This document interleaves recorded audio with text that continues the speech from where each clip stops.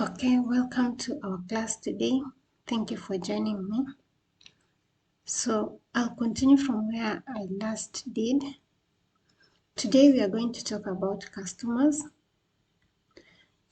Under customers, these are our customers, the people we sold goods to on credit. So we can sell goods on credit or on cash basis. So if you can see on my screen here, we have under customers, we have estimates, we have create invoice, and then we receive payments, then we record the payments. So estimates, when you click on estimates, these are recordings you will give to your customer. For example, you can write an order. A customer can make an order, and then he or she tells you to make an estimate of the prices of the goods that he or she wants. So what you do, you will write as an estimate to the customer. These estimates, they are non-posting transactions, meaning they will not appear in the financial statement. So when you enter, you click on estimate, and then let's say you want to write an estimate to one of your customers. Let's take an example of Host Pro Limited. Now we have here templates. Under template, QuickBooks gives you number of templates to use, but you can also customize yours. For me, I'm going to use retail estimate. And then I will change my date to January.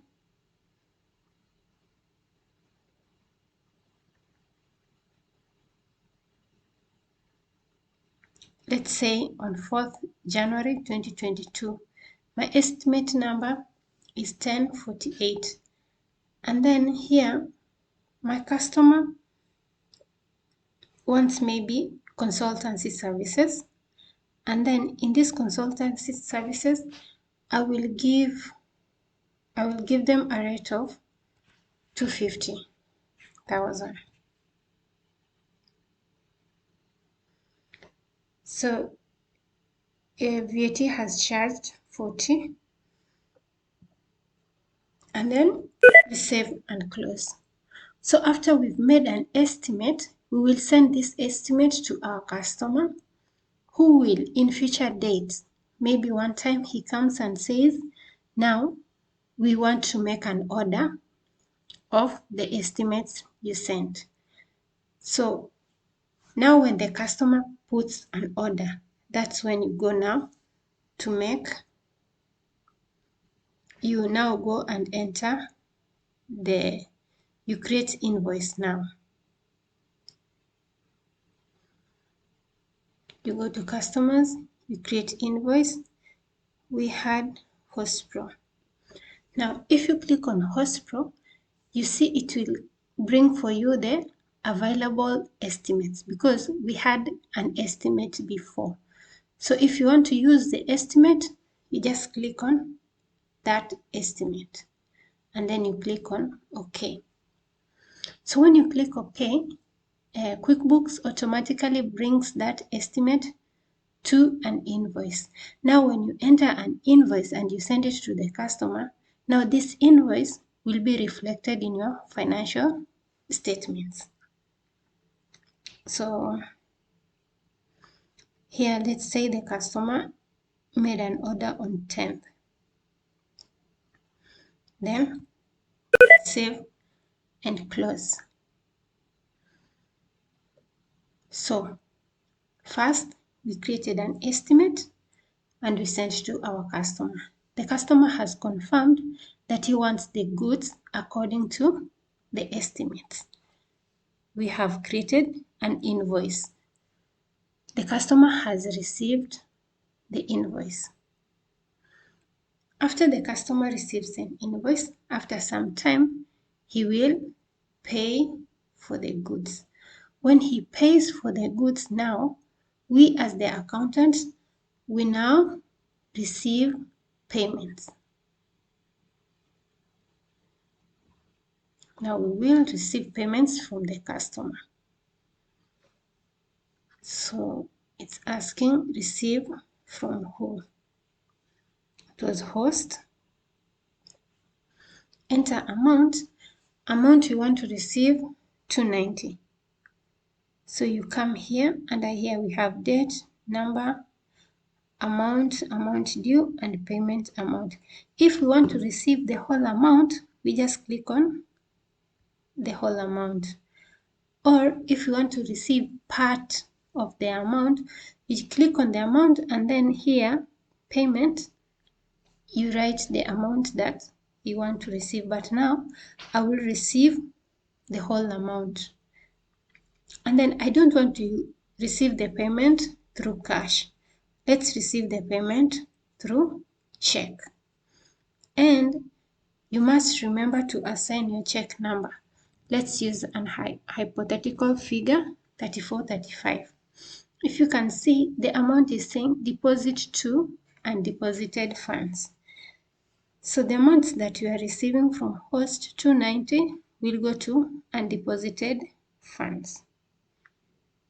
And then we save and close.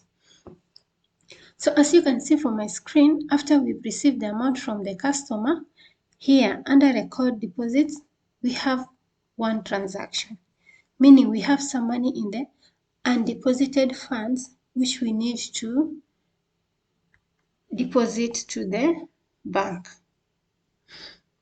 Now, here I'm going to take out to make deposits from undeposited bank to the bank. Now I'll come here and select this amount. As you can see, it was on date 10th. This is the check number. The payment method was check. The customer name is Host Pro Limited, and the amount you are receiving is 290,000. And then we click on OK. After you click on OK, the screen that appears now is the one you want to deposit to. Where? Now here, you select your bank. Where do you want the funds to go to? From undeposited fund to where? Now I want this amount to go to EcoBank. I select my account. And the date, I will use 25th January. Memo is deposit, my currency is Kenya shillings. And then this is the customer received from Host Pro Limited. From which account? Undeposited funds. This is the check number. Payment method is check. Amount we are depositing is 290,000. Then we save and close. So as you can see from deposits, we have taken off. That number is not there, meaning we received the amount from the customer. It went to undeposited funds and we made transfer. We deposited the amount from undeposited funds to the bank. So that's it for today.